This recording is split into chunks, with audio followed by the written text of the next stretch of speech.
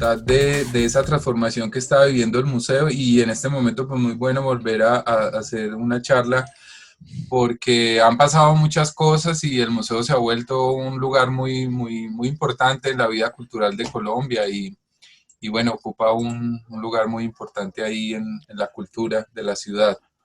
Yo recuerdo aquella época y por eso también mucho interés para que estuvieras presente este año, porque nosotros en particular estamos queriendo hacer una mirada en el proyecto que están desarrollando los estudiantes sobre el museo también como un actor social, ¿sí? Donde interviene percibiendo al otro que no siempre está tenido en cuenta por la cultura, ¿sí? O por lo que es la cultura, los movimientos de cultura clásica o tradicional. Entonces recuerdo el proyecto que además tenía un componente de ubicación geográfica en una zona de periferia y con una vocación por incluir en sus actividades y en el desarrollo y en el intercambio y en el vínculo a quizás los públicos, a las audiencias que no son las que tradicionalmente concurren a los museos de arte. Y me acuerdo que se habían logrado cosas muy interesantes ahí, o sea, el proyecto tenía esa vocación, pero además lo estaban logrando y lo estaban llevando adelante de una forma muy interesante. Entonces me parece que eso también es una idea que está buena que nos recuerdes un poco ese aspecto, ¿sí? Claro, Diego. Ahí están viendo mis fotos, o ¿qué están viendo? Estamos viendo la misma pantalla que veíamos, Ah, la me placa. toca Universidad salir. de Buenos Aires, Facultad de Diseño, Políticas de Laboratorio. Ah, bueno, me tocaría darle compartir a otra cosa. Pero bueno, ahora les comparto más imágenes. Es que suelo distraerme mucho eh, con el computador, entonces tengo ahí varios videos para mostrarles. Pero pues para no hacerla aburrida y realmente sería corta y el resto serían preguntas de ustedes, he pensado en hablarles de estos temas que están acá esbozados. Bueno, sí, me parece muy valioso. Veamos un video del museo del momento donde quedamos en Buenos Aires hace 8 años, Con una más o infraestructura de 5 menos. niveles, la Ahí sí expansión del ven Museo el de Arte video. Moderno de Medellín Sí. ya es una realidad. Este nuevo bloque les permitirá a los visitantes disfrutar de más exhibiciones y colecciones del museo. Es una idea que está inspirada en esa superposición de volúmenes conectados por escaleras que es muy propia de los barrios de las laderas de Medellín. El nuevo bloque de MAM está compuesto por 5 niveles en los que se encuentran 3 laboratorios, 3 aulas múltiples, salas de exhibiciones, una terraza con vista a la ciudad y una sala de teatro. El propósito fue articular espacios comerciales como un restaurante para enriquecer la visita al museo. Con este nuevo espacio es que el museo se convierta en un punto de encuentro, además también pues de un espacio de conocimiento, por un lugar donde la gente pueda venir a pasar el tiempo libre, donde la gente pueda venir a sentarse, a tomar un café. La reapertura del MAM será el 2 de septiembre, pero solo al día siguiente se abrirá al público en general con una variada programación artística.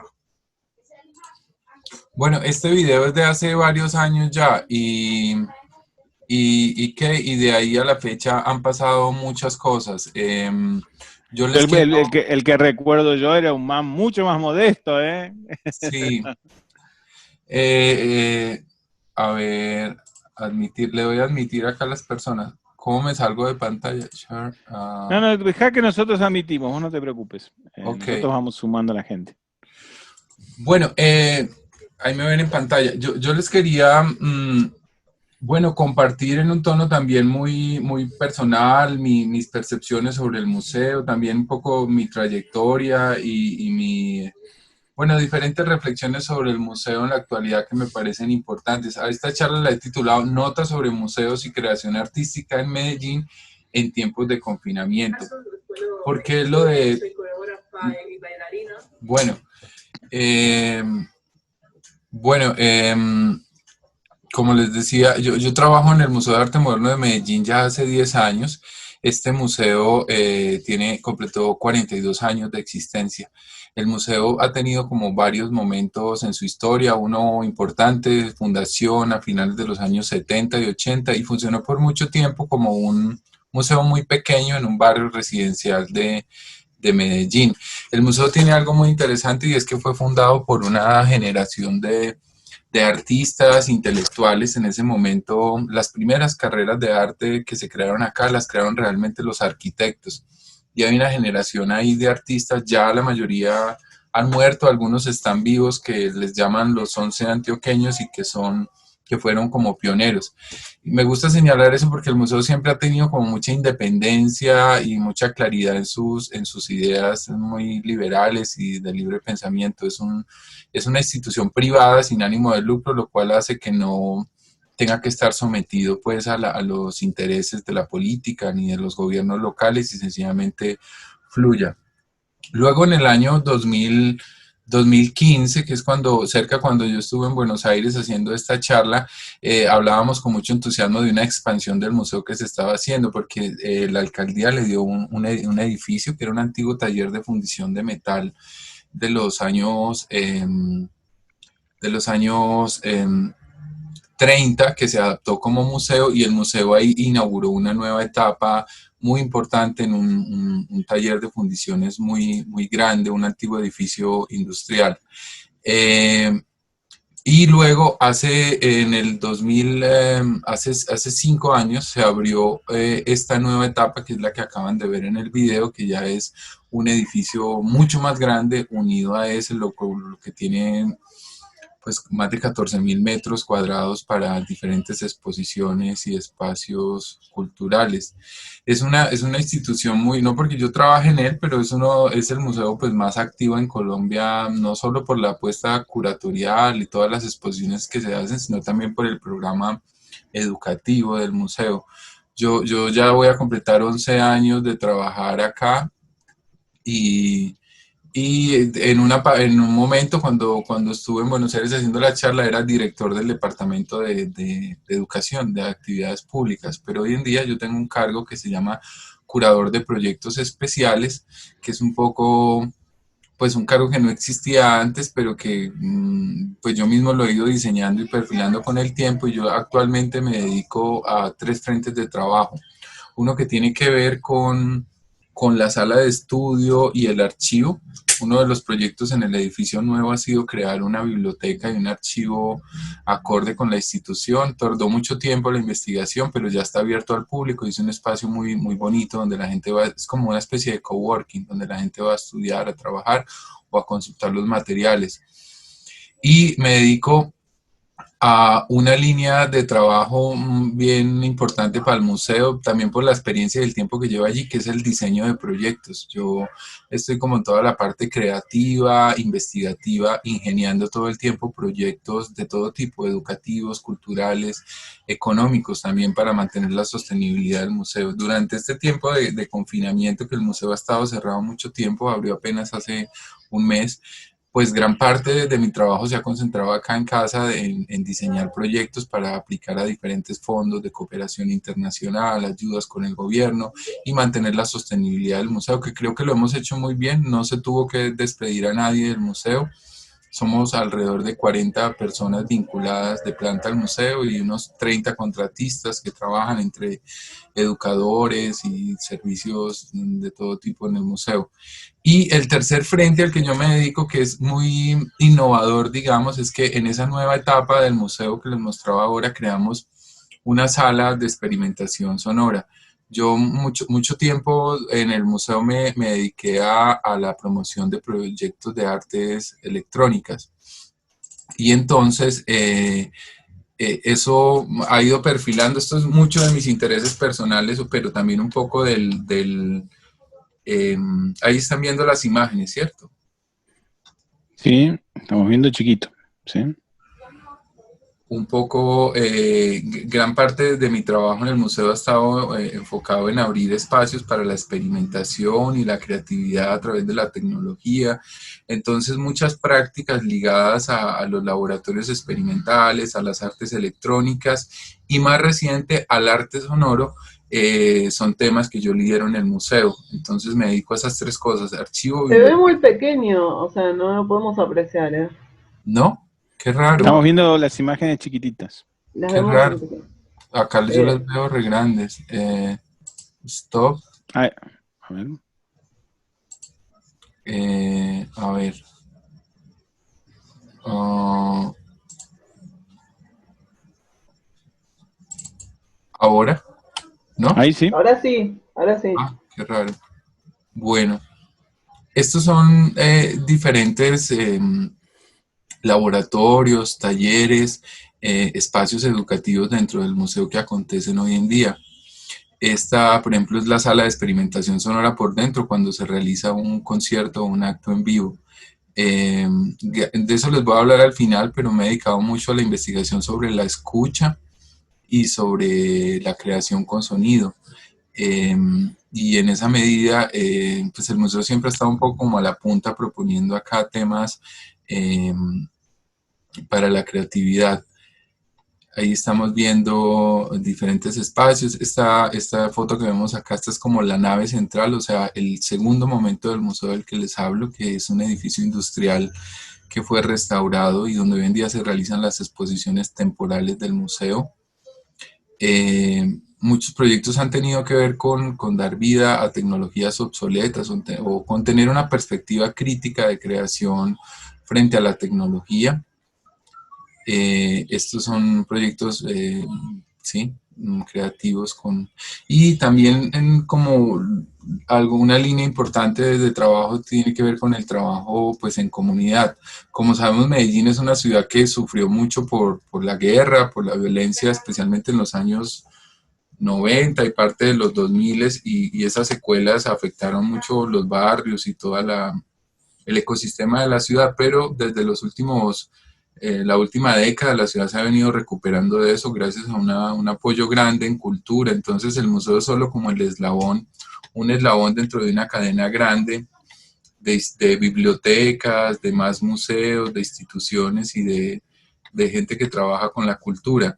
Entonces, a la hora de entender un poco el arte o de lo que les voy a hablar, de lo que les estoy hablando, es importante tener en cuenta. Él es un artista argentino, el que está acá en la foto, ¿lo ven? Es Jorge Crowe, es profesor de la UNTREF. Por acá circulan muchos artistas de todo el mundo, al menos antes de la pandemia. Pues me he preocupado mucho porque el museo sea un espacio de confluencia para gente de muchos lugares del mundo que vengan a compartir su conocimiento en el museo.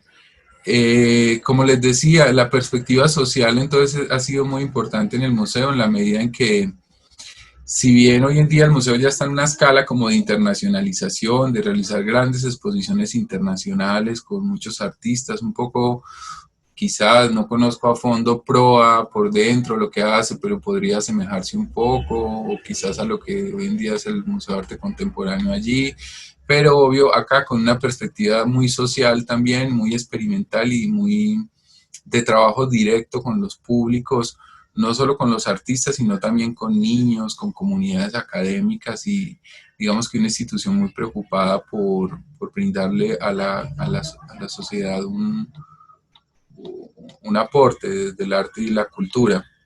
Muchas de estas imágenes que estamos viendo son especialmente de las actividades que yo lidero dentro del museo, que son las que tienen que ver con ese cruce entre arte, ciencia, tecnología, comunidad, diseño también, arquitectura, pero esto no es el museo no es solo esto. Si hubieran invitado a otra persona a hacer esta charla de pronto del área de curaduría o de educación, seguro estaría mostrando otra perspectiva y más obras de arte, sino que a mí me gusta mostrar mucho los procesos educativos y experimentales que acontecen en el museo.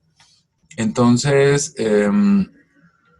como les decía, esto es importante. Ustedes pueden ir haciendo preguntas durante el tiempo de la charla y así vamos enriqueciendo.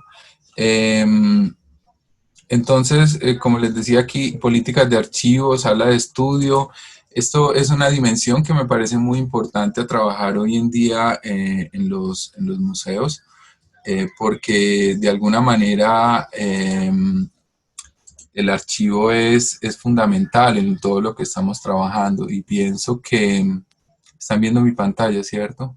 Sí. Bueno. Estoy buscando la sala de estudio del museo. Ahí ven la web. ¿Está la web del museo? No, ahora no la vemos. ¿No la yo ven? veo la foto. Ah, qué raro, es que me voy cambiando y ya sé, tengo que salir de compartir nuevamente y darle que lo que voy a compartir es pantalla de Chrome. Ahora, no. Sí, ahí Ahora está la ven web, sí. una página web. Esta es la página web del museo y esta es la de la sala de estudio.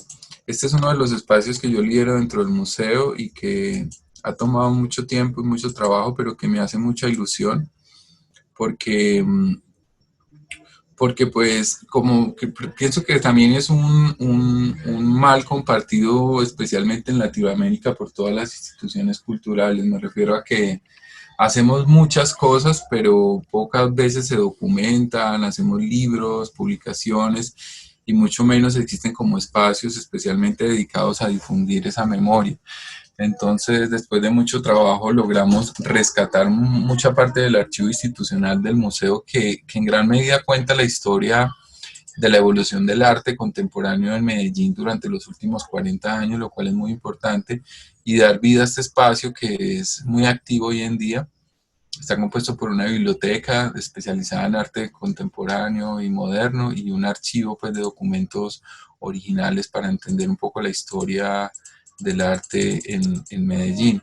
Lo que decía es que, y esto me parece como una primera lección de la pandemia o del confinamiento, es que pues estamos viviendo un momento donde el devenir de la cultura, esto ya lo sabíamos hace tiempo, pero ahora lo estamos confirmando, el devenir de la cultura en la cultura web, o sea, me refiero a que todo se ha vuelto virtual y ahora más que nunca todos estamos dependiendo y viviendo de ello. Y en esa medida, creo que hay un espacio grande para trabajos de ustedes que son diseñadores o que trabajan allí en torno a este campo de acción, a lo que tiene que ver con el archivo, la memoria y la creación de contenidos a través de eso.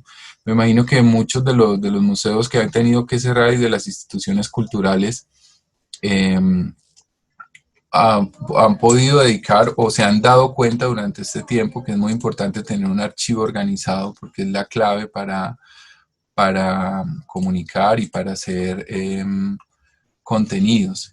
En este momento yo estoy liderando varios proyectos de esto, precisamente pensando en que pues, vamos a posiblemente a seguir encerrados mucho tiempo y que es importante mantener el contacto con los públicos a través de contenidos. Entonces hay muchas conferencias, libros, publicaciones y cosas que están en el terreno de lo análogo, pero que es importante digitalizar y poner a disposición de los públicos y de todas las personas, ¿no?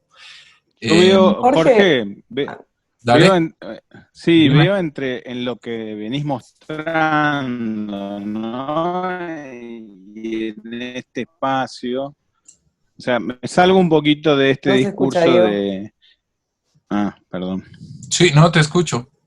Sí, sí, bueno, ¿me escuchan Yo te todos o no? escucho. Ahora sí. Bien, bueno. Ok, no, digo, veo en todo lo que estuvimos recorriendo y me corro un poquito todavía del tema pandemia y me quedo un poco en lo anterior. Y bueno, acá mismo en esta foto, ¿no? Veo el museo como una concepción de un espacio de un nivel de actividad enorme, ¿sí? De convocatoria, de que todo es muy, de todo produce mucha interacción, todo produce mucha participación.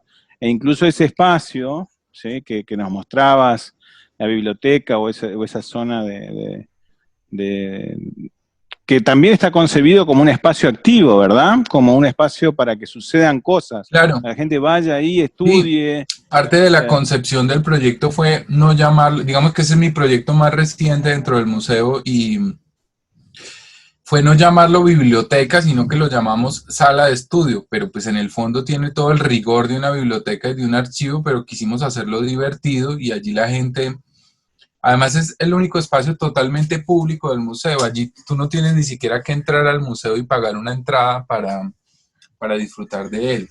Entonces, sí, la interacción y el dinamismo, lo que señalas, Diego. Claro, veo como, quizás, porque por esto que relataste antes, de ser parte de un proyecto más grande de rol de la cultura en entrar en la recuperación de la ciudad, pero veo sin dudas un museo que que está logrando o que propone y se identifica una gran apropiación por los públicos, ¿sí? O sea, la gente está ahí participando muchísimo y evidentemente sienten esos espacios como propios. Bueno, todo lo que vemos es como de gran... sobre todo si lo contrapones con una imagen clásica de museo donde uno va en silencio a mirar una obra de arte en forma muy pasiva y después se retira y eso fue su experiencia de museo, ¿no? Acá yo estoy viendo una cosa 100% distinta, ¿no? Ujú. Jorge, Están yo viendo las quería, fotos, ¿cierto? sí, Dale. estamos viendo las fotos. No, yo quería que nos cuentes un poco, digo, que nos definas un poco cómo es ese público o esos públicos de este museo y también cómo, o sea, cómo era, o sea, yo recuerdo tu charla de hace 10 años atrás aproximadamente y cuando nos presentabas un poco esa nave, ¿no? Ese museo que se había trasladado a una zona de Medellín, que entiendo que ahí hubo un salto de público, o sea, se amplió un público, se buscó otro nuevo radar en ese sentido, y cómo es ahora. Claro, Soledad, el museo es, pues, actual, realmente esta cifra es baja comparada con las cifras que puede atender un museo mainstream como, no sé, pues que son cercanos, el Reina Sofía o el Prado, que atienden miles de visitantes a diario, pero al año se reciben alrededor de 130.000 personas y de esas 130.000, un 70% es comunidad local, muchos son escolares, acá no hay fotos de ello, pero muchos son chicos de colegios de barrios populares, de las favelas, que acá les llamamos comunas de Medellín, que vienen a diario a vivirlo. Digamos que sí, el público se ha ampliado mucho y también el público local sigue siendo un museo y Medellín sigue siendo una ciudad que, pese a que es muy turística y cada vez viene más gente, sigue siendo una ciudad pues muy cerrada entre las montañas, muy diferente a una ciudad como puede ser Buenos Aires, que siempre ha sido cosmopolita desde su fundación. Pero acá donde yo estoy, por ejemplo, estoy rodeado de montañas todo, la ciudad es como un estadio de fútbol, abajo es plana, pasa un río y alrededor son puras montañitas llenas de casas. Y abajo digamos que está la parte más, en la parte plana están las instituciones, está un poco lo más mainstream y a las afueras están miles de personas. Es una ciudad de alrededor de 3.500.000 habitantes con la zona gentrificada. De hecho, yo acá no estoy en Medellín, sino a las afueras en un pueblo que se llama Envigado, la tierra de Pablo Escobar. Ustedes que han visto series allá seguro.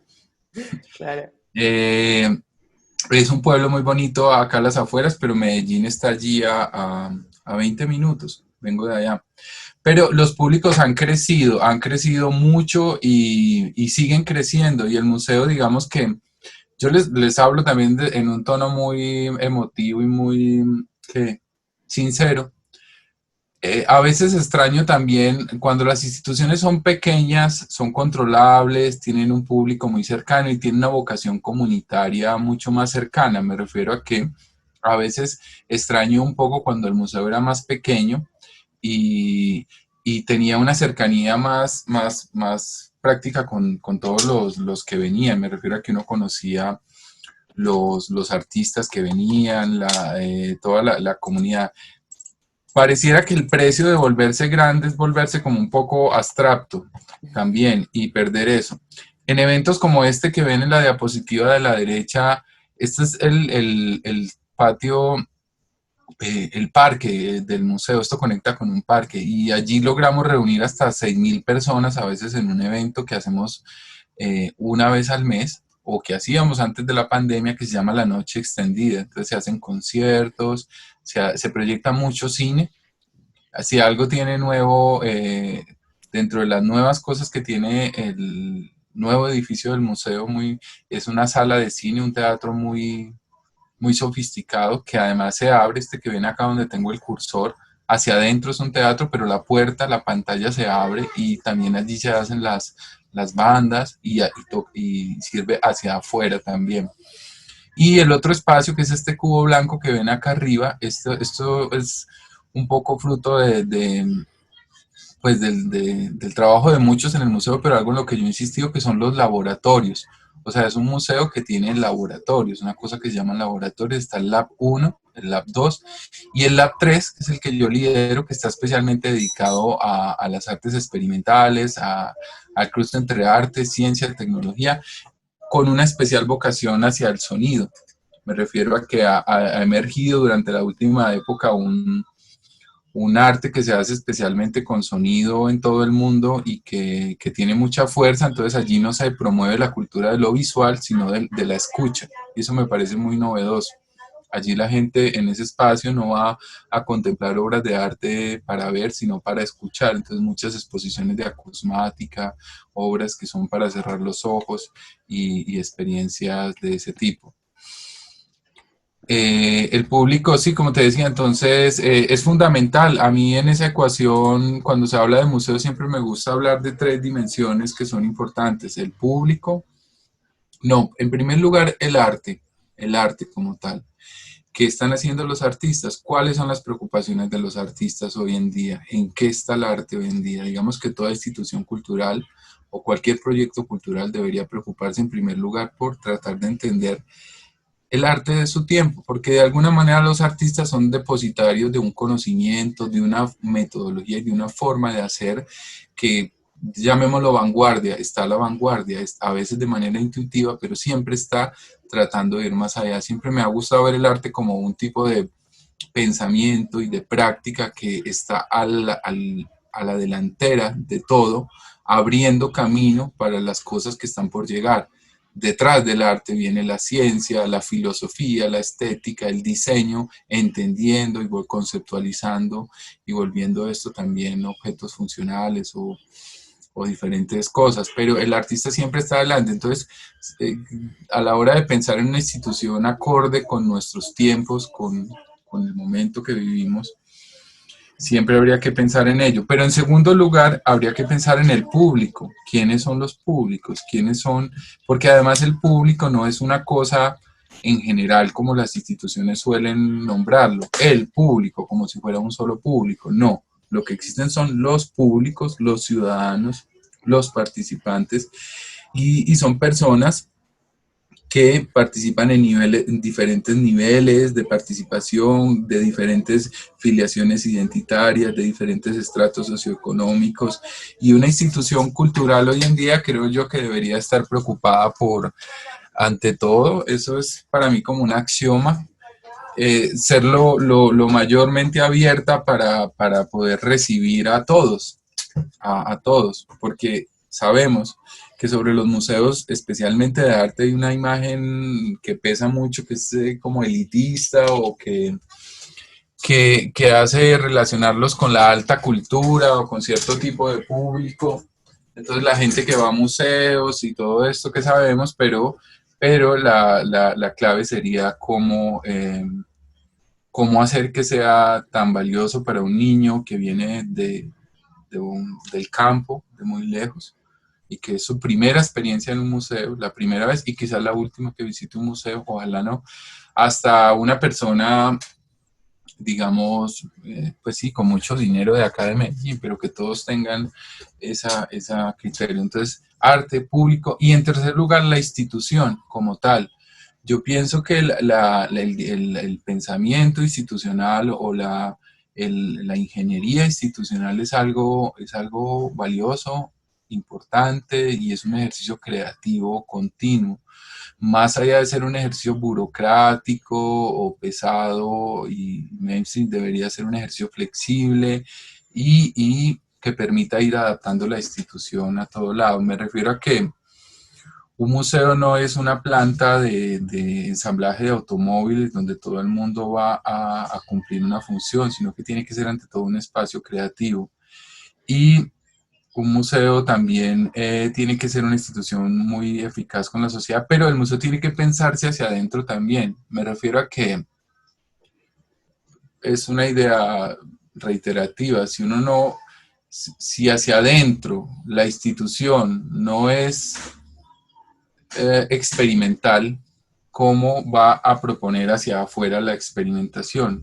Si hacia adentro no es incluyente en sus equipos de trabajo, en sus prácticas de trabajo, hacia afuera mucho menos lo va a hacer. Entonces creo que a veces a la gente que lidera instituciones culturales se les olvida un poco que como se es adentro, se es afuera. Entonces, por ejemplo, el equipo del trabajo del museo es gente muy joven, la mayoría de gente, yo ya me estoy haciendo viejo acá, llevo ya mucho tiempo, pero detrás de mí vienen un montón de personas muy jóvenes que trabajan acá y que le están dinamizando con nuevas ideas. Muchos son artistas como yo o diseñadores o gente de otros campos. No somos un equipo grande, ese también ha sido una clave para mantenernos durante este tiempo.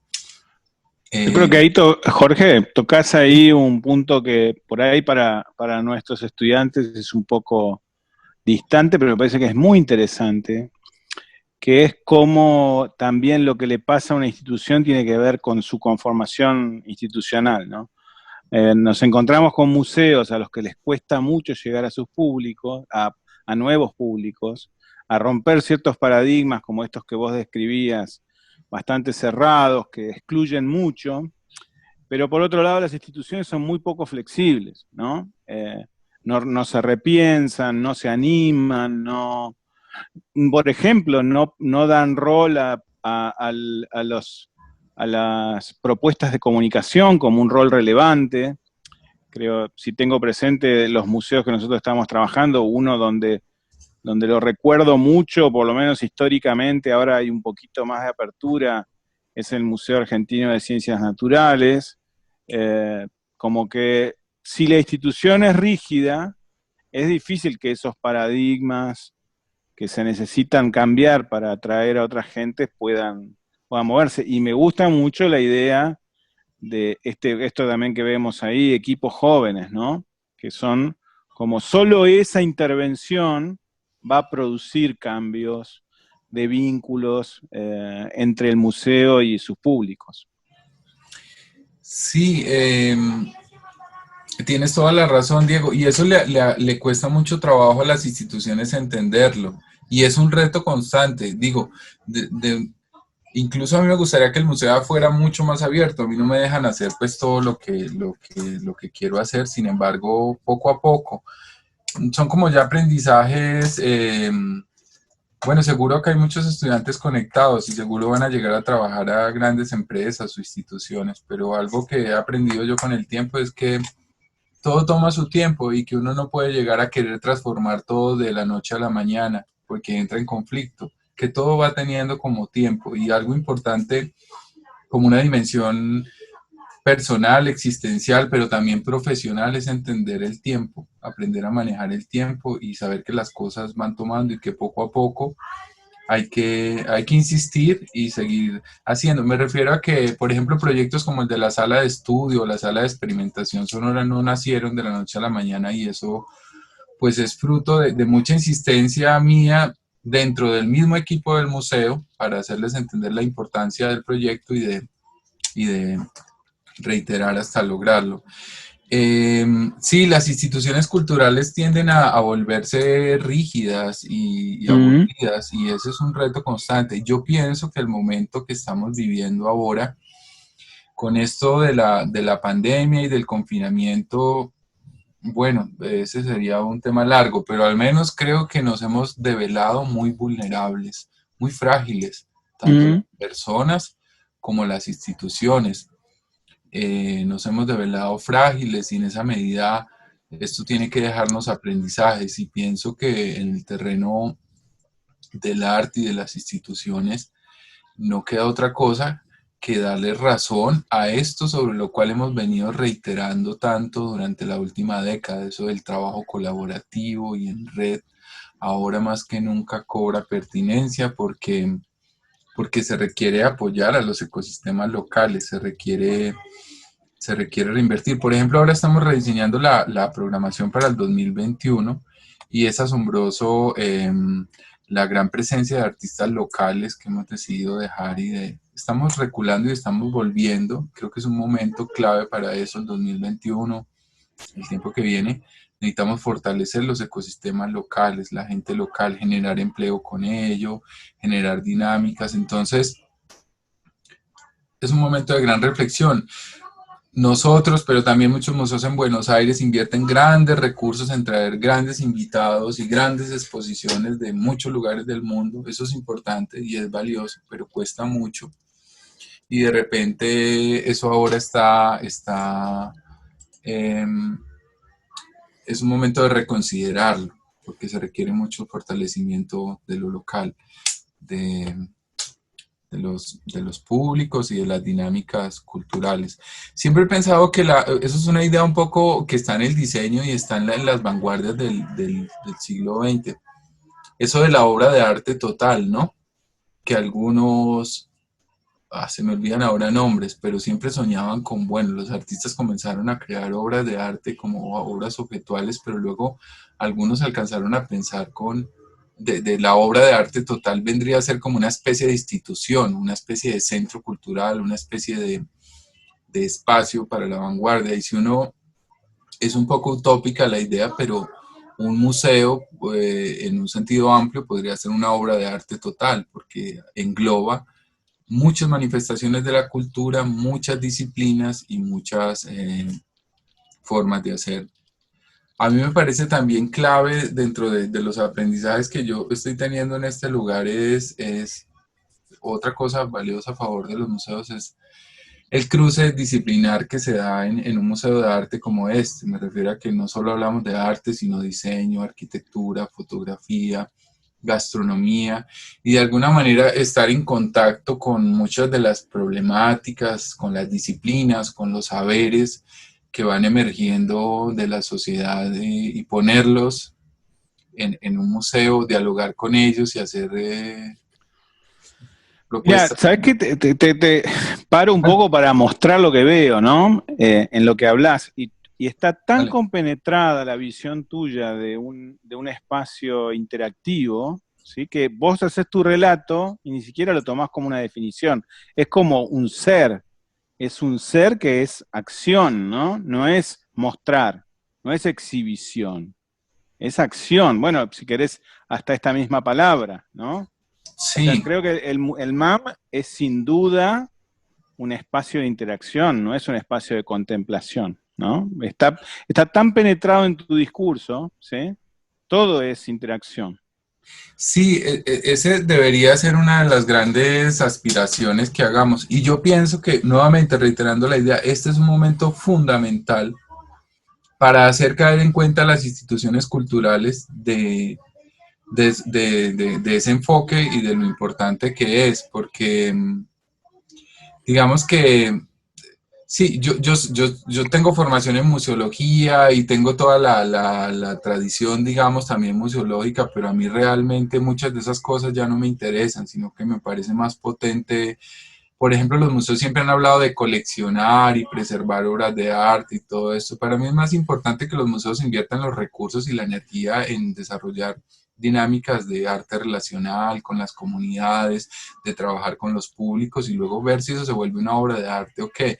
Pero muchas de las cosas que habíamos concebido como museo están siendo cuestionadas y vale la pena insistir en ellas para ser ante todo una institución eficaz frente a la sociedad.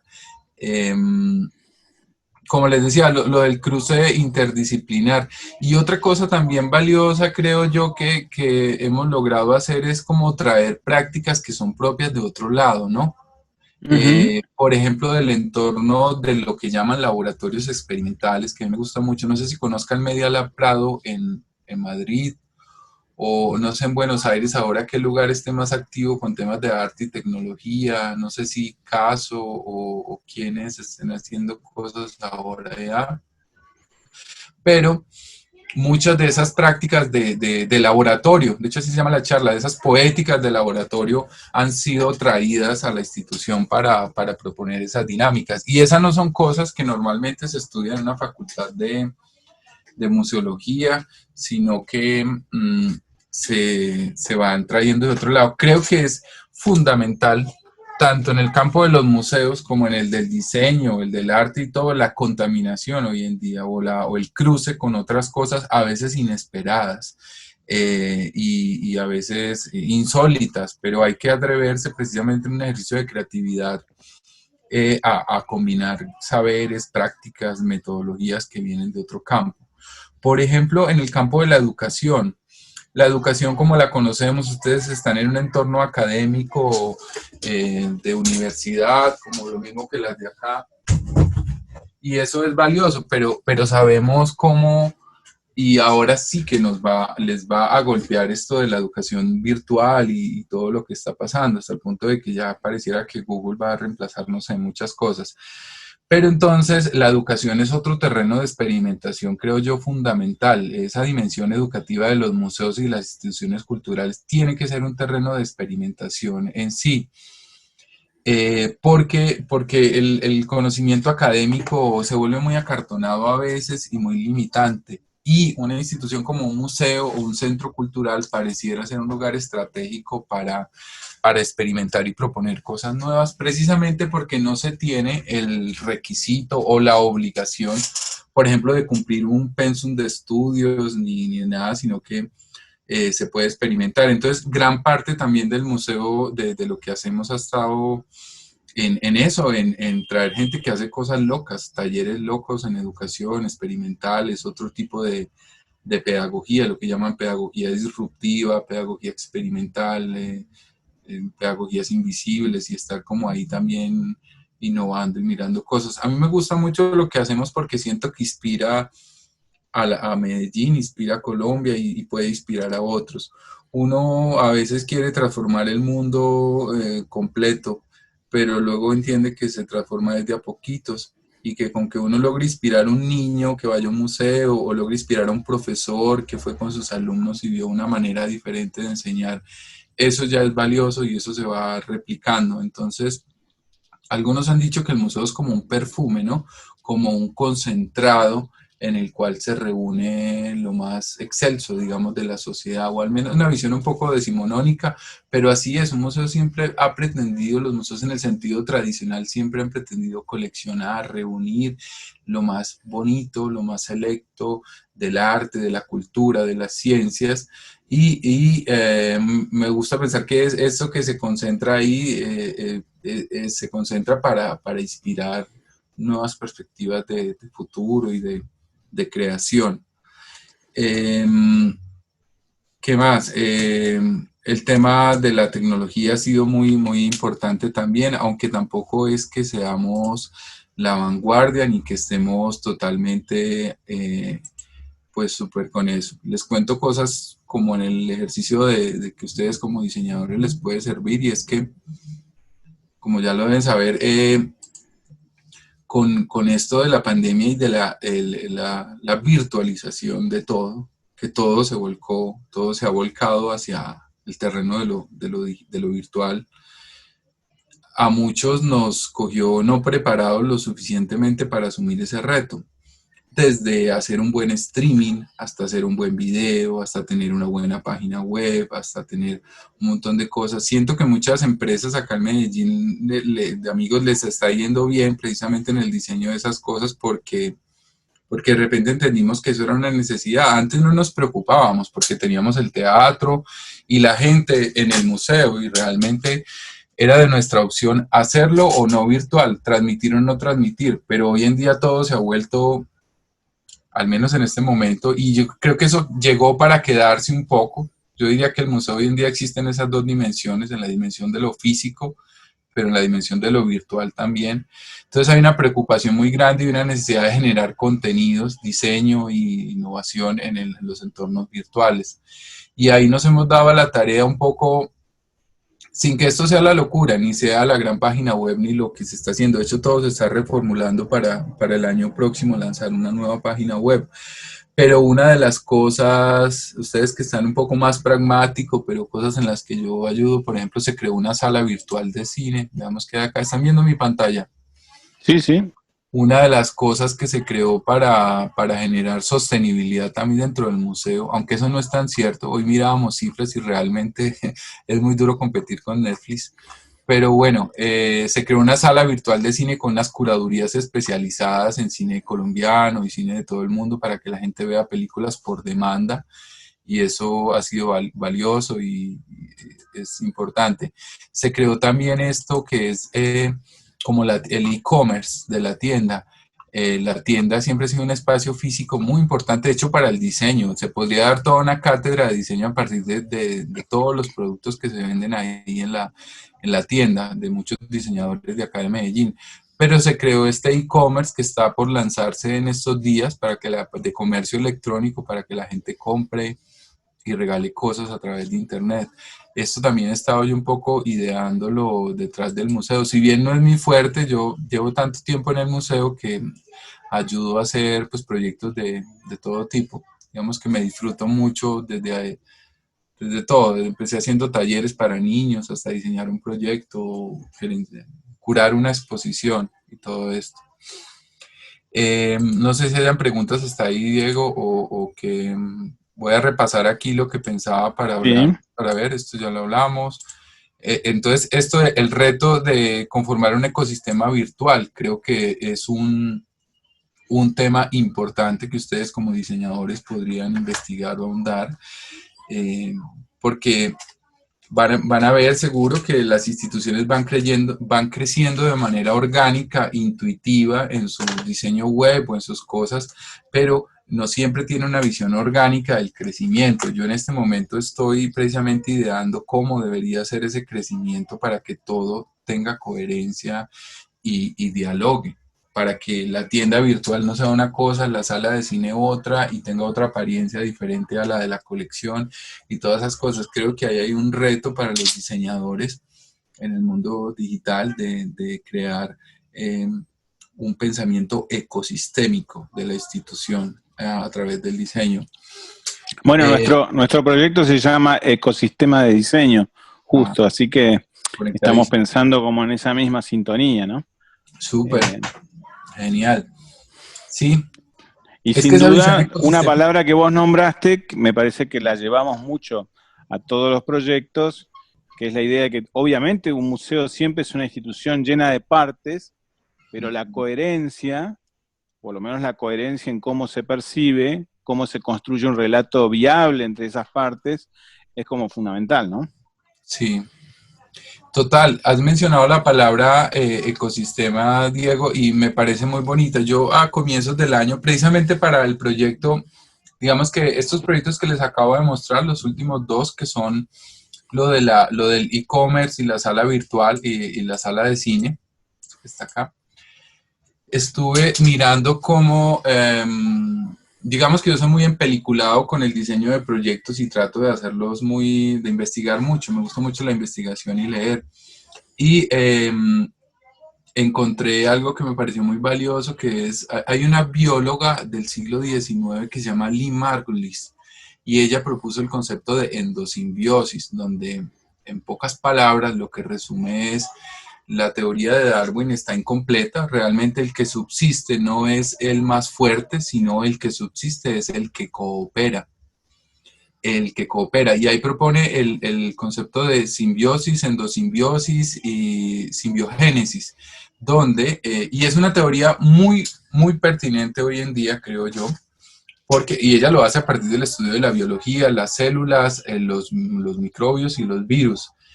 Y luego encontré que ese concepto se podía llevar al terreno de la innovación y del diseño, y mejor dicho, hay mucho que aprender de la biología a la hora de hablar de ecosistemas. Si hablamos de ecosistema en el diseño de una institución o en cualquier cosa, deberíamos, ya la palabra es de hecho de la biología, ecosistema, meternos a indagar sobre la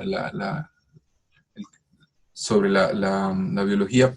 Y allí de ese concepto les recomiendo mucho mirar Lee Margulis, porque hay mucho que aprender, con lo que les decía, de contaminarse y traer de otros campos.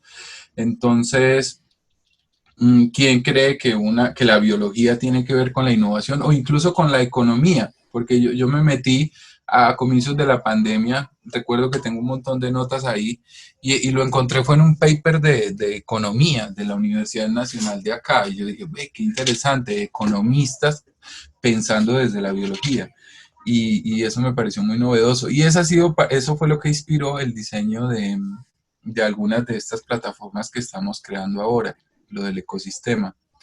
Em, bueno, nada, estos son eventos importantes que han marcado como para mí, pero esto sería motivo de otra charla. Creo que también es importante y soñamos con ello el día que podamos volver a hacer un evento. La verdad que ya se nos va a completar un año casi de encierro, bueno, 8 meses de esto tan raro. Y no sueña uno más que con la presencialidad nuevamente. Seguro todos vamos a terminar agotados de tanta virtualidad y muchos ahí están aburridos también con esta charla porque será una charla más de clases de Zoom. Muchos de los estudiantes estarán aburridos con ella porque todo el mundo está aburrido con la virtualidad. Tengo una niña de 8 años acá que ahora recibe sus clases por internet y también, bueno, lo hemos llevado bien, pero todos estamos mamados de computador. Acá algunos dicen que no, los chicos escriben que es muy ¿No? interesante escucharte. Esto vino para quedarse y sí, Me nos va a gustaría tocar. que nos reflexiones un poco, por ahí te saco de tu terreno, ¿no? Pero como has estado en la gestión, ¿no? ¿Qué pensás de lo que le toca a la parte más comunicacional, ¿no? A cuando hay que empeñarse en que entiendan cuál es la propuesta del diseño, del museo, ¿sí? Mira, ese es un gran tema y creo que pertinente para ustedes como diseñadores y comunicadores también. El museo está organizado, pues tiene una estructura como de 2 áreas misionales, lo que llamamos curaduría y colecciones. El equipo de trabajo que se encarga de preservar, comunicar, investigar la colección patrimonial de obras de arte del museo y diseñar las exposiciones temporales y toda la política, digamos, la dirección artística. Otro departamento que se considera misional, que es el departamento de programas públicos y educación. Como casi en todo el mundo funcionan así los museos. Y otras áreas que son de apoyo. Y luego viene el área de comunicaciones, donde entra el área de diseño, el área de museografía y la gente que está allí, tanto trabajando en lo virtual y en las piezas gráficas de las exposiciones y todo. Te digo que es un trabajo para mí muy, muy complejo, muy difícil y muy... No quisiera estar en sus zapatos, mejor dicho. Porque un comunicador en este momento seguro le están midiendo mucho por audiencias en la virtualidad, por la potencia de los videos y de los contenidos que comunica. Y el consumo en Internet es una cosa rarísima. Al comienzo de la pandemia había mucho, pero ya ve uno grandes conferencias de, no sé, del Smithsonian o de donde sea y 10 personas conectadas. Entonces es complejo. Sin embargo, creo que es un trabajo muy, muy, muy, muy difícil y muy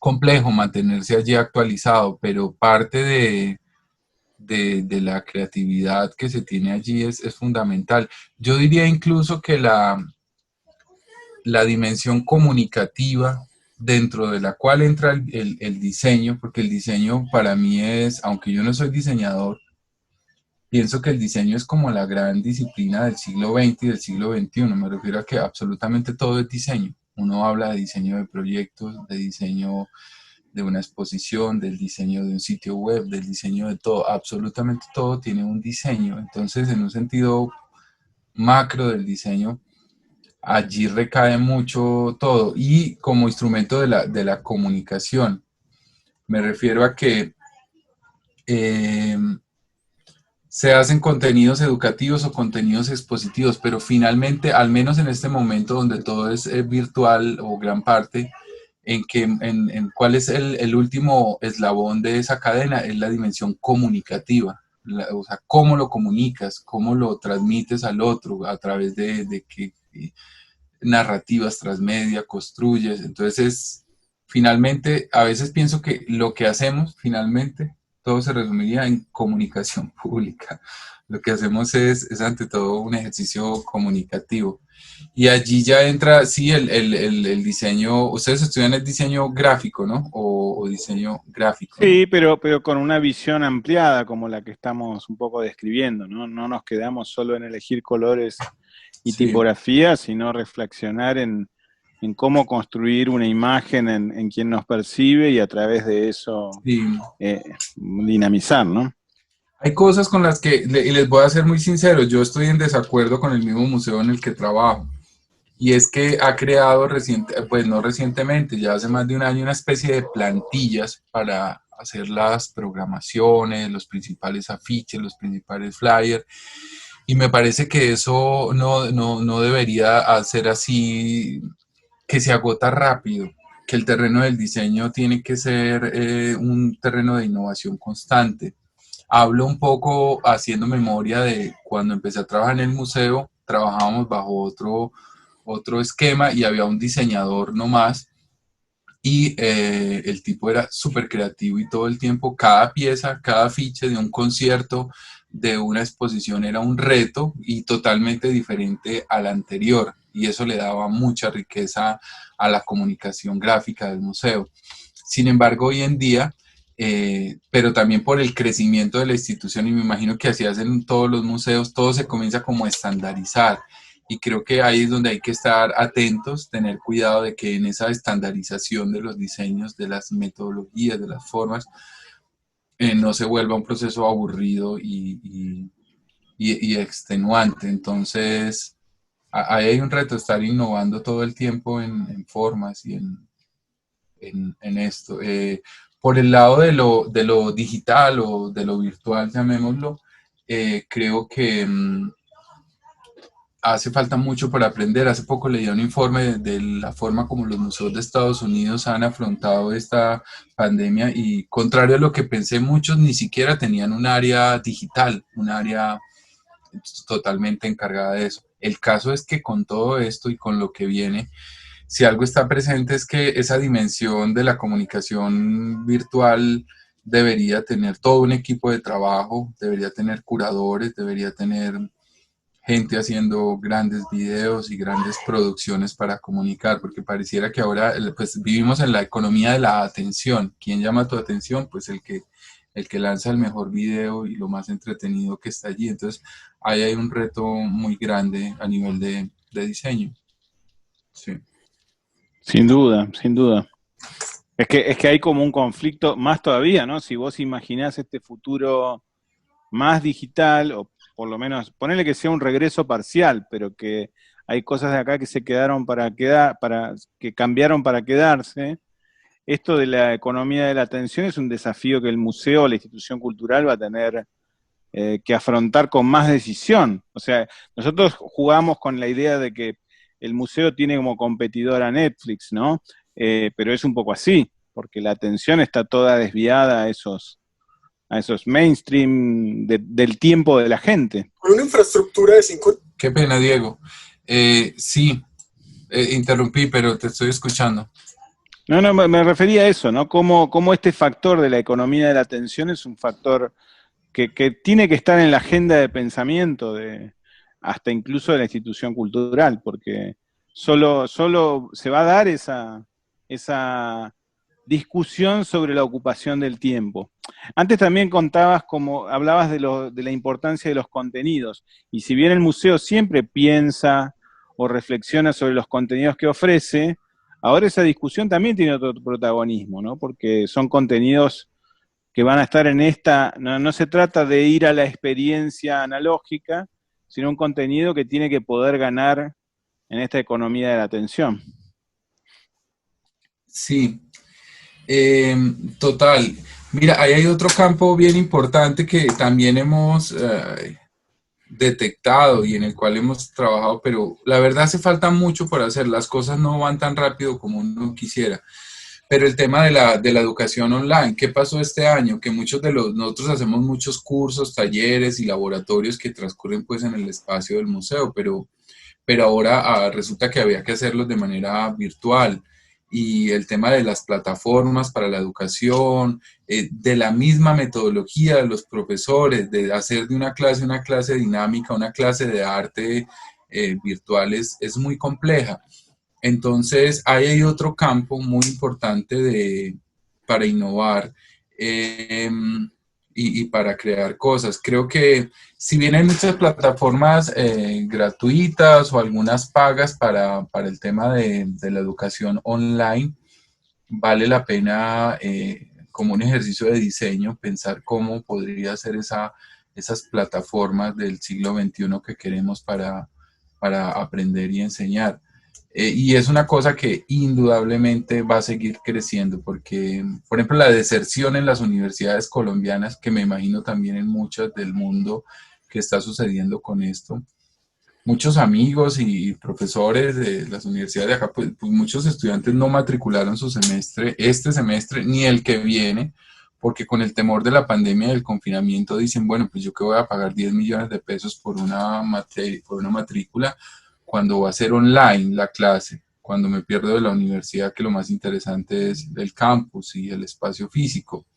El problema es que sí, eso vino para quedarse y ahí hay un reto tanto para las universidades como para los museos y los centros culturales que ofrecen programas de formación.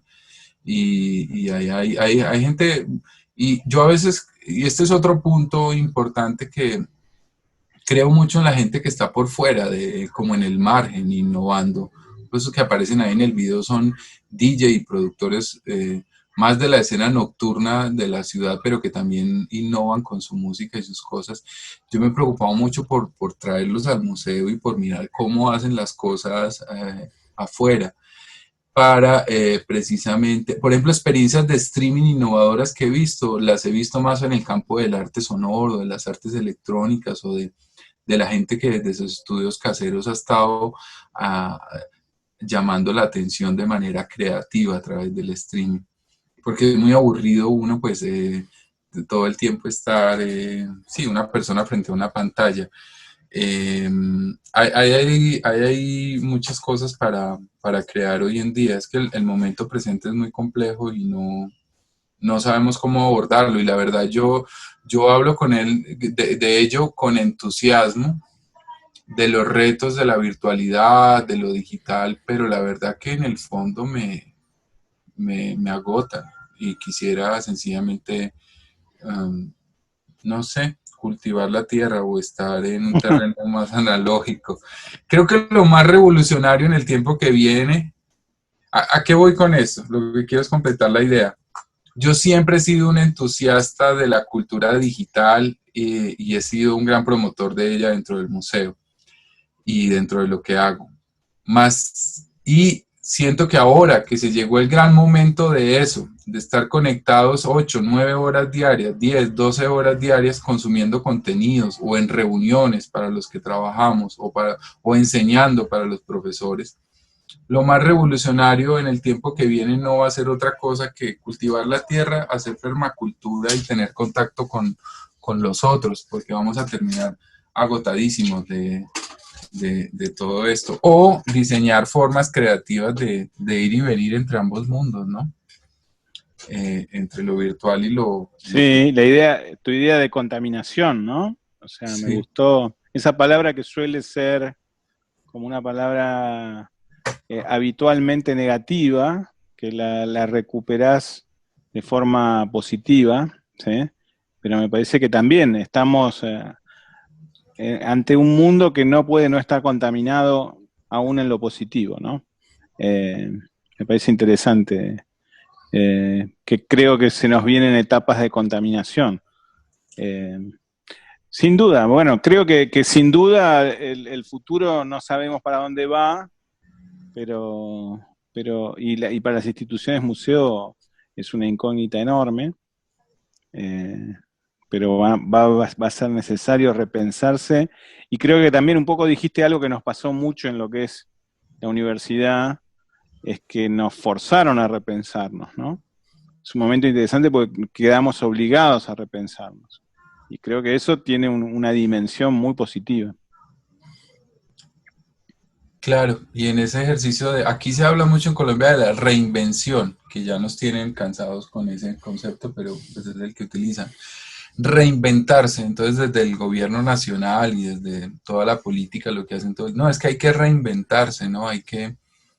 Y bueno, sí, la gente se está tratando de reinventar, entonces el músico que antes tocaba en un bar ahora trata de hacer su streaming y de ganar algo de dinero con ello, pero es complejo, pero pienso que en esa reinvención, si es que existe, juega un papel fundamental la cooperación, la simbiosis, la colaboración, y también siento yo el achicamiento del ancho de banda. Si antes pensábamos en todo el mundo, en estar circulando, en viajar por todo lado y en traer invitados de todo lado, ahora lo que viene creo que es un terreno de mirar sencillamente qué puedo proteger a los 5 metros a mi alrededor, a los 10, a los 100 o en nuestro radio de acción. Porque también con la pandemia creo que se ha, con el confinamiento se ha depurado mucho el círculo social que cada uno de nosotros tenemos y finalmente uno está con la gente que más aprecio o valor tiene y eso hace que las prioridades ahora se están detectando de una manera más interesante. Supongo que tienen que haber grandes aprendizajes en esto, que el reto está precisamente en estar atentos para captarlos y llevarlos a nuestros diferentes campos de acción, ¿no? Al ejercicio creativo como artistas, como diseñadores o en el mismo diseño o el trabajo de una institución.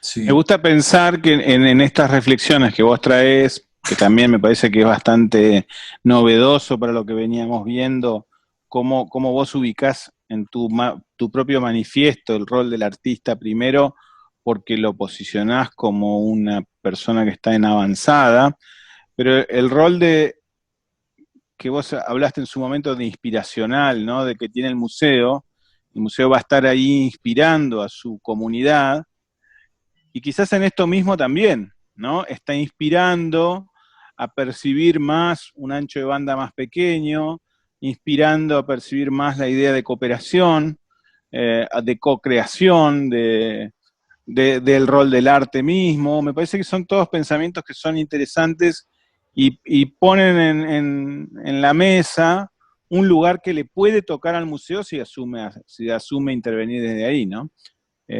Puede ser un inspirador, un faro, un lugar relevante en este lugar. Alguien lo tiene que ocupar también, alguien lo tiene que proponer. Sí, para mí el arte es muy importante en todo y ustedes que son diseñadores son artistas y están en ello también. Suena un poco utópico, pero para mí eso de que todo el mundo puede ser artista es muy cierto. Para mí el futuro del arte en parte es como desaparecer, porque todo está en empoderar al otro como creativo. Y me parece muy bacano, por ejemplo, en el entorno de la educación, que tengo varias amigas que trabajan en el mundo de la innovación educativa en España, pero hay un colectivo que se llama Pedagogías Invisibles, que son muy amigas y me han inspirado muchas cosas, o hemos hecho proyectos juntos, y hay gente que viene de formación en artes, la mayoría en la Complutense, como artistas, pero que decidieron que la educación era su campo de acción. Entonces ellos hablan de arte-educación, de que la práctica educativa puede ser un ejercicio artístico en sí.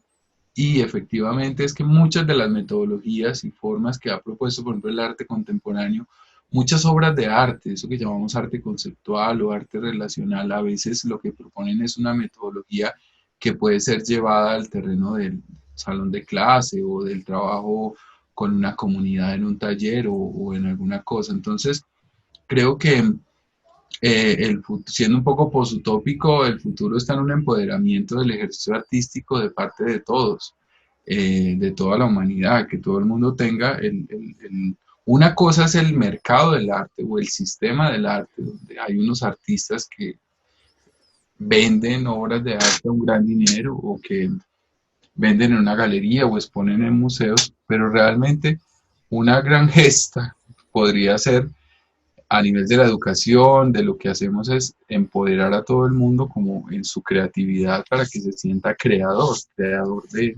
de algo. Y ahí es donde instituciones como un museo juegan un papel importante, que la gente también pueda inspirarse y sentir esa creatividad. Es que eso es clave. En esto de la innovación se habla mucho de creatividad social y sí, o sea, la palabra creatividad, que a veces la tenemos tan machacada o que ya no se nos olvida, vale la pena devolvernos a pensarla y considerar que es una de las grandes causas sobre las cuales trabajar. Porque a veces hay pobreza, por ejemplo, ¿por qué? Porque no hay creatividad. A veces la gente no tiene espacios que le fomente esa creatividad. El diseño tiene que ser, por ejemplo, un espacio de creatividad, que uno vea una... He estado viendo mucho a Portugal en los últimos años y en Oporto hay como, no sé, hay una escuela de diseño que no he preguntado, pero me encanta el diseño gráfico que hace. Y hay un resurgir también de la risografía y de las técnicas análogas allá en Portugal. Y eso me encanta. Uno ve un flyer, un afiche, invitando a un concierto o a un restaurante y uno dice, wow, qué interesante. Es como toda una obra de arte el afiche. A eso me refiero con la creatividad, pero también en todos los campos, en el de la educación, en el de... Sí, me gusta también la idea esta de que un rol del museo es protagonizar un empoderamiento de sus públicos, ¿no? Porque, o sea, otra vez saliéndose de la idea de solo la preservación y la contemplación, y empoderar es una palabra fuerte, empoderar la creatividad de los públicos es una transformación social más que relevante, ¿sí? Es asumir un rol de transformación muy relevante. Sí, pienso que muchos de los valores de la cultura deberían ser reconsiderados hoy en día. ¿Cuáles son las verdaderas prioridades? ¿Cuáles son las verdaderas prioridades hoy en día? Vale la pena pensar. Me refiero a que la humanidad, y con algo, esto es una bofetada también, una lección, lo de la pandemia, lo del virus, pero debería obligarnos a todos a pensar realmente cuáles son las prioridades frente a las cosas y a la vida misma, cuáles son las políticas, las instituciones y las prácticas que engendran vida y las que no, las que lo disimulan. Y la imagen, por ejemplo, de un museo elitista, de un museo conservador, de un museo que es, digamos, estandarte de la conservación de unos valores que a veces no son los, los indicados, debería ser cuestionada y debería ser este un momento para replantear eso en clave de un buen vivir, como hablan las cosmovisiones indígenas o de otras prácticas que nos permitan habitar mejor el mundo. Sí, entonces, sí, uno soñaría con eso, con que pues, no sé, todo esto se volviera nada más que un gran laboratorio de creatividad social para, para estar mejor todos juntos, ¿no? Porque pues hay muchos problemas en nuestras ciudades y en el campo y en todo lado. Y la gran pregunta también es cómo desde la cultura, desde lo que hacemos, se puede aportar un poco en ello. Esa dimensión es importante. Acá en Medellín lo han reiterado mucho desde la política pública, un poco las administraciones. Yo no creo todo ese cuento, pero algo tendrá de cierto, que el norte es cultural, ¿no? Que la transformación cultural de Medellín, lo de que los planes de desarrollo y todo sean desde la cultura.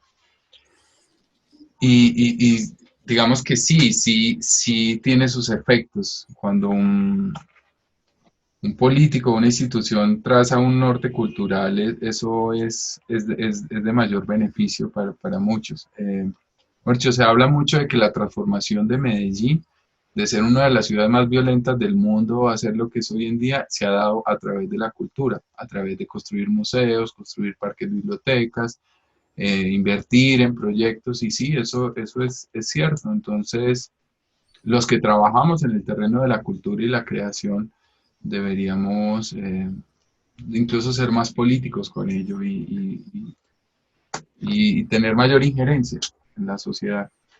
Bueno, creo que me estoy poniendo demasiado metafísico.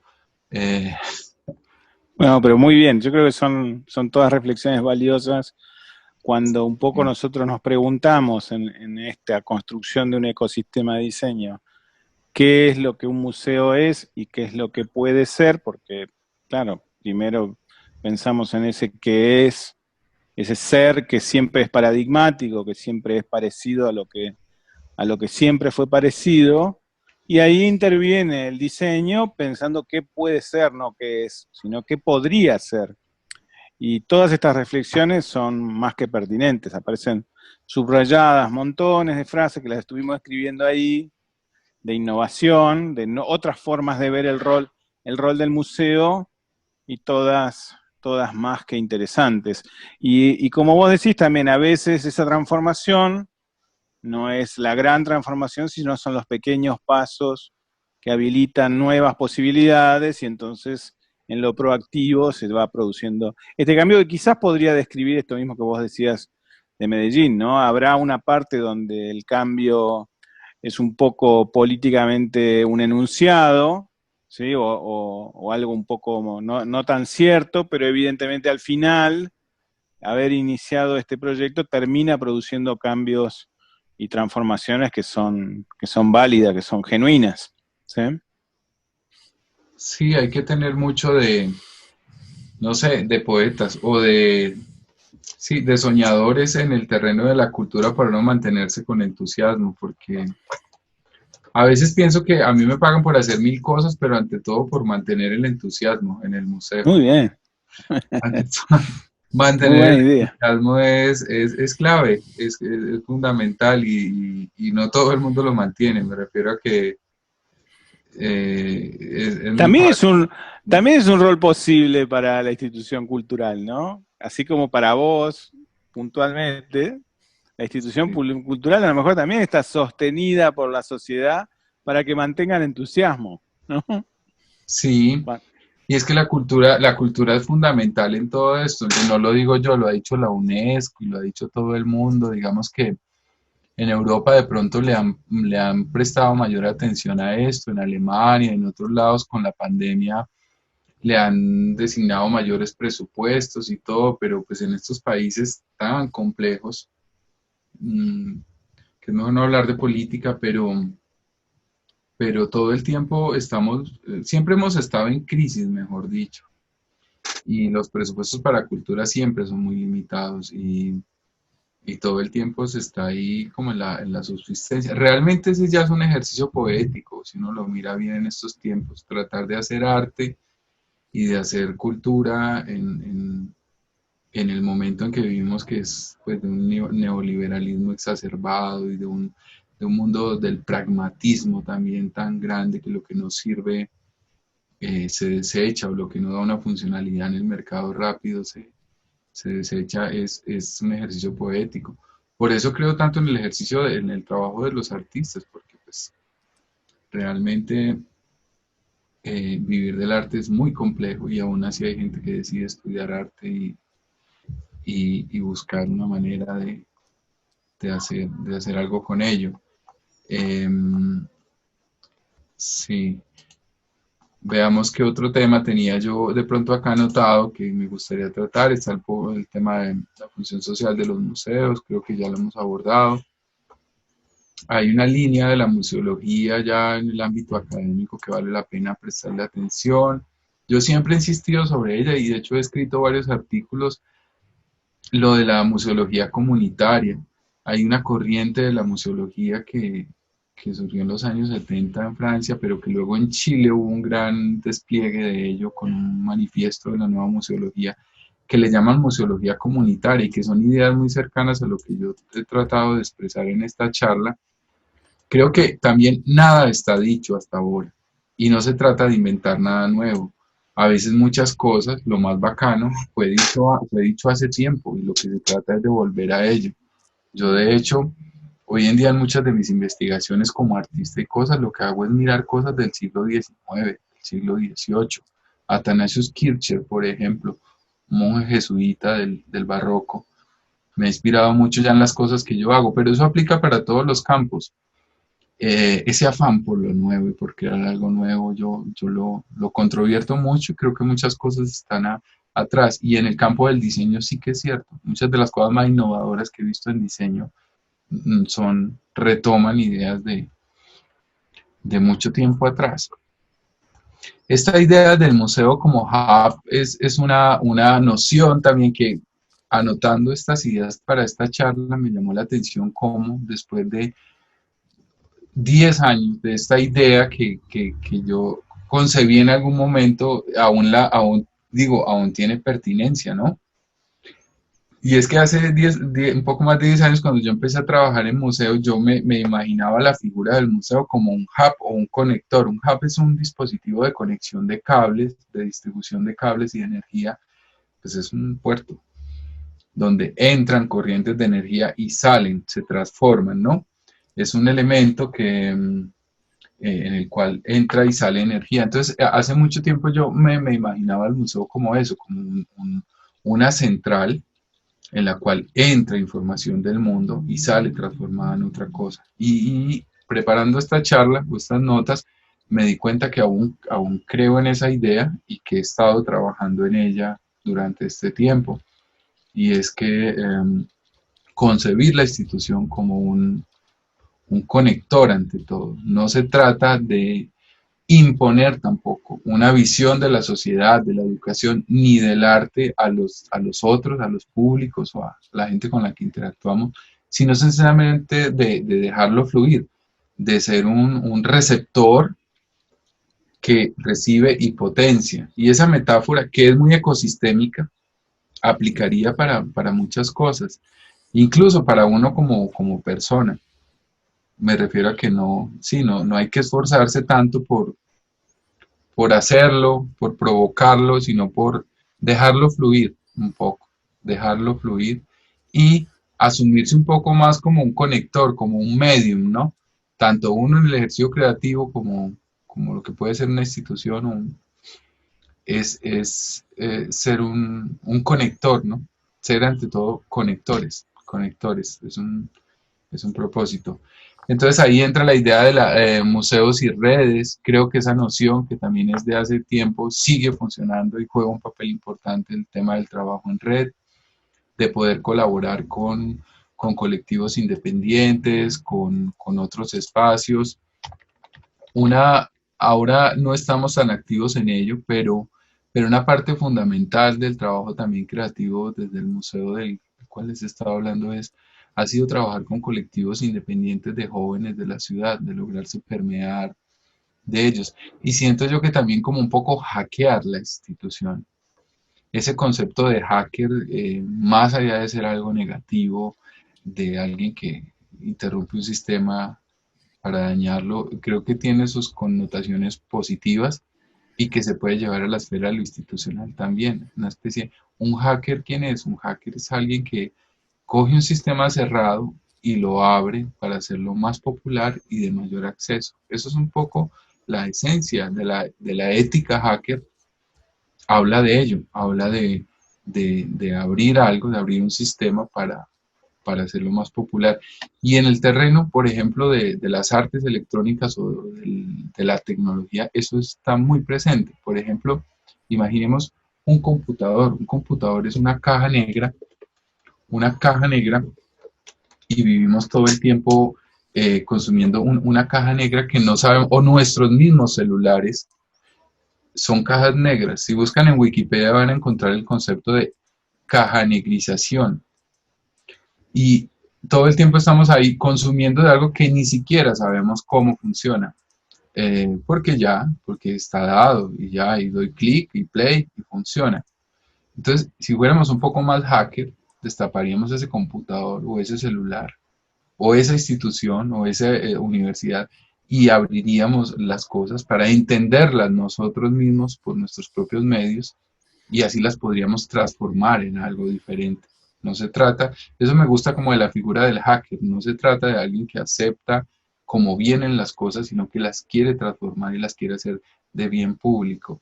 Y esa metáfora me parece bacana para las instituciones también, para la gente que lo logra hacer, cómo ser un hacker institucional, cómo abrir la institución, ser lo suficientemente perspicaz para encontrar las grietas, las fisuras, meterse dentro de ellas y alojar allí como zonas de experimentación y de prototipado.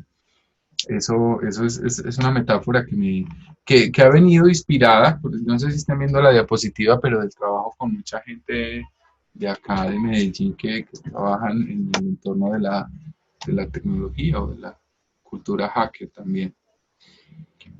Em, bueno, y por último, ya les hablé de la transdisciplina, lo que llamamos interdisciplinaridad, transdisciplinaridad, eso yo creo que es un llamado urgente, no solo a combinar el conocimiento académico, dígase, combinemos diseño y arquitectura, es un proyecto interdisciplinar, está bien, pero lo que hay que combinar también es las prácticas y saberes que ni siquiera son académicos. Tratemos de combinar, por ejemplo, no sé, el conocimiento en siembra de un campesino de La Pampa con problemas del diseño actual y de la arquitectura. El saber, los saberes. Me gusta hablar de saberes como los saberes que la gente ha aprendido en su vida cotidiana eh, sin una formación académica. Y las disciplinas que son las que trabajamos y las que ustedes trabajan en la universidad. Pero entonces no se trata solo de combinar disciplinas académicas, sino combinar disciplinas con saberes populares, con esas cosas. Eso me parece a mí que se acerca un poco a la transdisciplinaridad y a unas poéticas del laboratorio. También es un poco la insinuación de esta charla, va hacia allá, se trata de construir como unas poéticas del laboratorio. Que el laboratorio, la palabra también es que todo el lenguaje está tan gastado que a veces se nos olvida lo que significa o poco nos detenemos a pensar en la esencia de las palabras. El laboratorio a veces me hace pensar en el laboratorio de Frankenstein, por ejemplo, que es algo cercano. La película donde fue hecho Frankenstein es un laboratorio de un científico donde se combinan partes para producir algo que no siempre sale bien, sale diferente, en todo caso se crea otra cosa. A veces se crea un monstruo como Frankenstein, pero a veces se crean una, algo muy bello. Entonces, asumir la práctica creativa como, todo el tiempo como si fuera un laboratorio es muy bello, porque nos quita el rigor de tener que entregar unos resultados y nos permite estar en un ejercicio constante de creación, la vida misma como un laboratorio de ideas y esto. Y por último, quería hablarles de este bloque de ideas que está vinculado a lo que yo he estado trabajando más recientemente, que es el mundo de la escucha, el mundo de la experimentación con sonido. Como les decía, en cierta medida los artistas son un poco, a veces, así no lo captemos todo el tiempo, son un poco avanzados en el tema en captar problemas. Y para mí ha sido de suma importancia como trabajador de la cultura, pero también como artista, encontrar cómo cada vez hay más artistas preocupados por el tema de la escucha y del sonido, de crear con sonido. No estamos hablando de música ya, sino que estamos hablando de una línea experimental de la creación sonora que ha emergido durante durante la última década. En este momento, por ejemplo, en el museo, en el Reina Sofía, está abierto Audiosfera, una exposición inmensa de arte sonoro desde los 80 hasta la actualidad, de solo piezas para escuchar. Y yo digo algo, si los artistas, si la vanguardia están esos artistas que han estado preocupados por crear con sonido, es porque el tema de la escucha juega un papel fundamental en lo que estamos haciendo.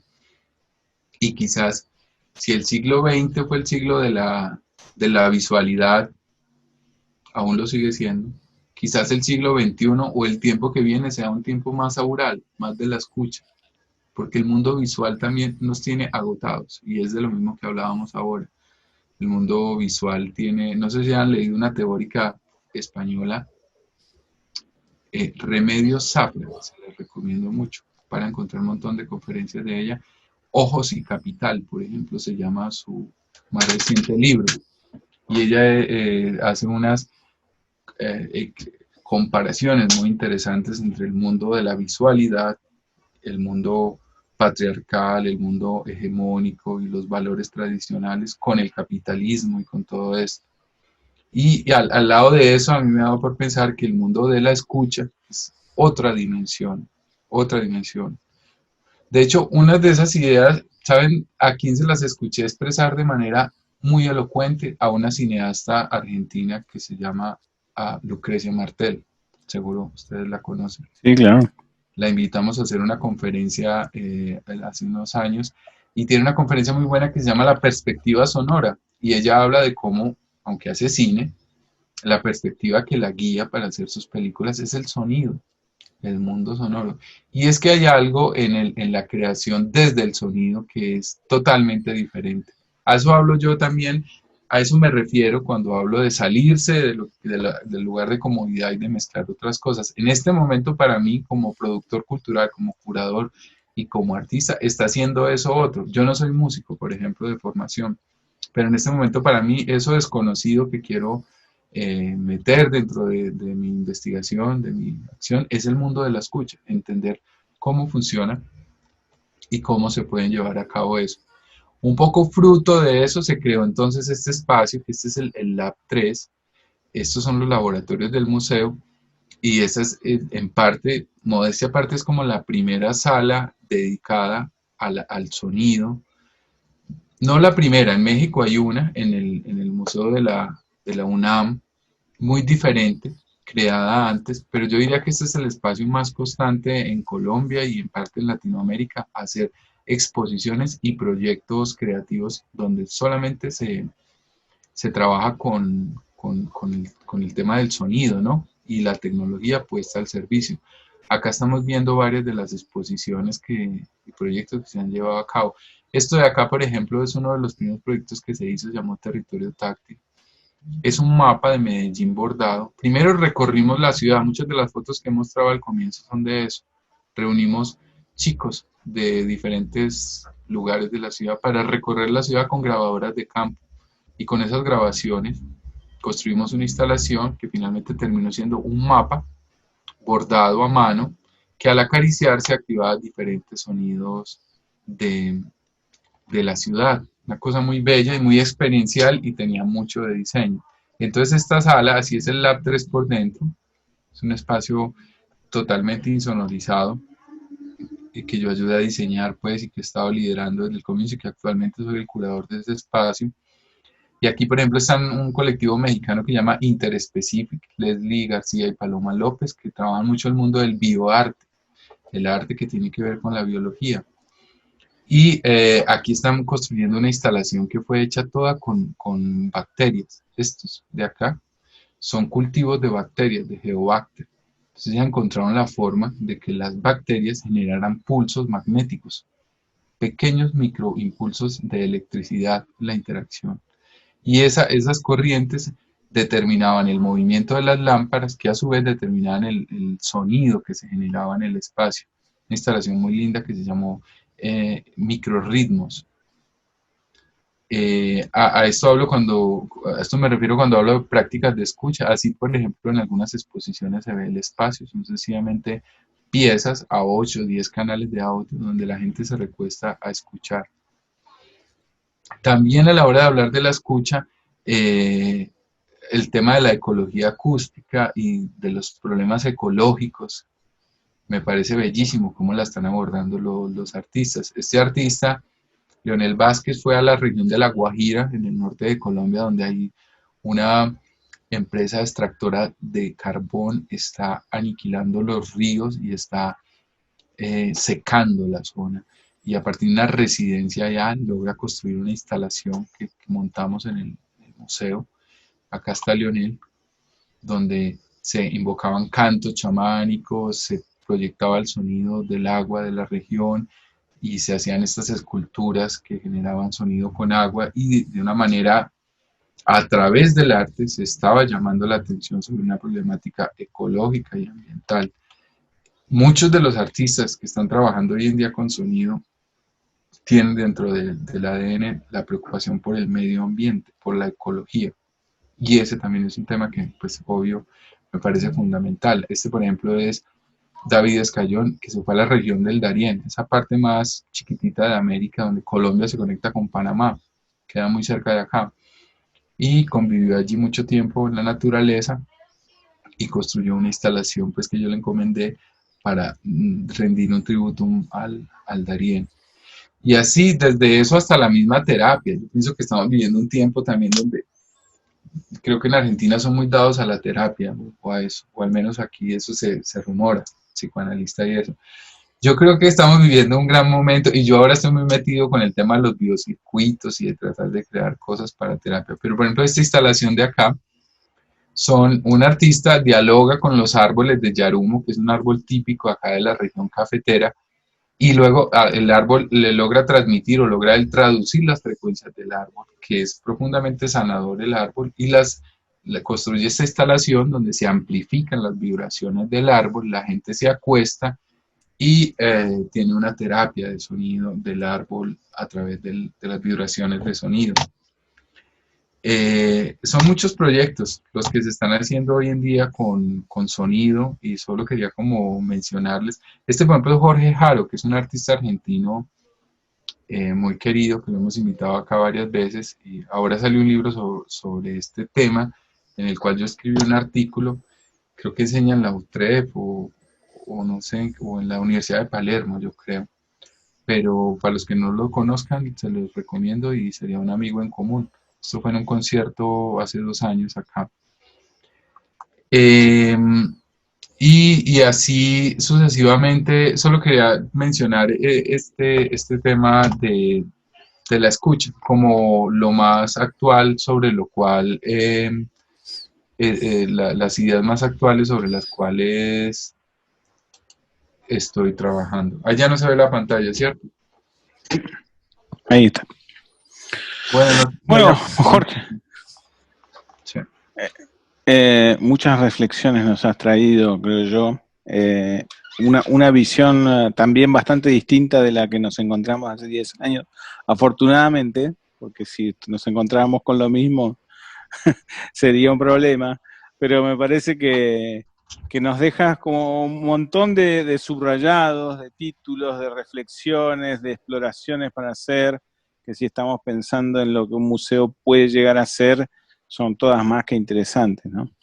Creo que funcionaste un poco como esto también, ¿no? Como abrirnos preguntas. Creo yo que es claro también que el MAM es un museo bien distinto de cualquiera de las presentaciones clásicas, más allá de que vos todavía quieras derrumbar algunas cosas o pienses que te debiera hacerlo más. Cuando nos encontramos con los museos más clásicos, y no me refiero necesariamente a los mainstream, ¿no? Sino a porque eso a veces la presión de la necesidad de ser activos los obliga a dinamizarse, sino nosotros justo los que estamos mirando, estamos analizando acá para reconvertir o para rediseñar en Buenos Aires, son museos que además todavía adolecen de no lograr grandes niveles de participación. Así que bueno, creo que nos planteaste montones de ideas muy interesantes. Me parece que los estudiantes estarán muy, muy contentos con haber revisado y haber explorado cosas. Así que nada, me parece que, no sé si alguien quiere hacerle algunas preguntas a Jorge o quedó con algún tema pendiente que quisiera explorar. Si no, la verdad es que creo que nos enriqueciste un montón, sobre todo nada, es como una apertura de la visión, tanto de la visión general del museo como del contexto específico actual, ¿no? Del hoy que está muy problematizado. A ti, Diego, muchas gracias por la invitación, Soledad, bueno, a todos los profes, a los estudiantes que están ahí.